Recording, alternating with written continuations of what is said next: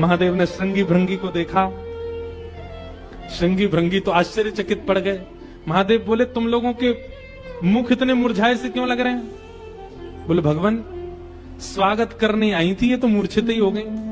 महादेव बोले, सब नगरों के अपने अपने रिवाज हैं, यहां मूर्छित होना ही रिवाज होता होगा। दुल्हा को देखते ही सासू मां मूर्छित हो जाती, यही रिवाज होगा। चलो अपने जनवासे में चलें। और जनवासा कहाँ है? शमशान घाट। जनवासा बनवाया था लेकिन वहां नहीं गए, जहां पर जा सारी बारात वहीं पर जाएगा दुल्हा। और सारी बारात कहाँ है? वो तो शमशान में। शमशान में जाकर के दुल्हा राजा बैठ गए और बार बार श्रृंगी भृंगी से कहे, कोई कमी तो नहीं? बोले, नहीं, बहुत बढ़िया है, सब बिल्कुल बढ़िया है। भगवान नारायण बोले, भैया अब हमको चलना चाहिए, महादेव से बात करनी चाहिए, ये तो ऐसे तो काम बनेगा नहीं, ऐसे ब्याह कैसे होगा। नारायण भगवान गए और भगवान जाकर के शमशान में बैठे महादेव से जाकर के बोले, यहां क्यों बैठे हो आप? बोले, नगर में कोई है ही नहीं तो कहां जाएं, यहीं बैठेंगे। नगर तो पूरा खाली पड़ा है, कोई है ही नहीं स्वागत करने के लिए। एक माता जी जरूर आई थी, जो बता रहे थे, वो हमारी सासू मां, वो भी मूर्छित। बोले, मूर्छित हो गई? शंकर जी बोले, मूर्छित नहीं हुई, सत्यता हम बता रहे हैं आपको। और क्या हुआ था? बोले, हमने उनकी थाली की ओर देखा, थाली में वो जल का लोटा लेकर के खड़ी थी। जल का लोटा उन्होंने फेंक दिया। क्यों फेंक दिया? उन्होंने सोचा जब हमारे दुल्हा की जटा से ही गंगा निकल रही है तो इनको सामान्य लोटा क्या दिखाएं हम, इसलिए उनका लोटा गिर गया।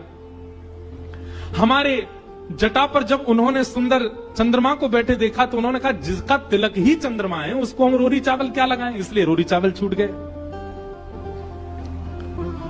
नारायण भगवान बोले, हमने सुना आपकी सासू मां मूर्छित हो गई।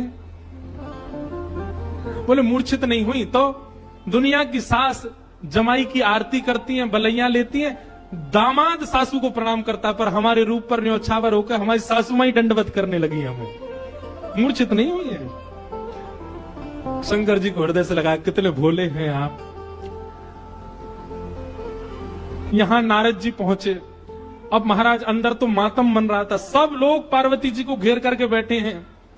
मैना मैया जैसे तैसे होश में आई, होश में आकर के बोली, हमने नारद का क्या बिगाड़ा, ऐसा पति, इसके लिए इतना घनघोर तप करवाया पार्वती जी से, हमने नारद का क्या बिगाड़ा।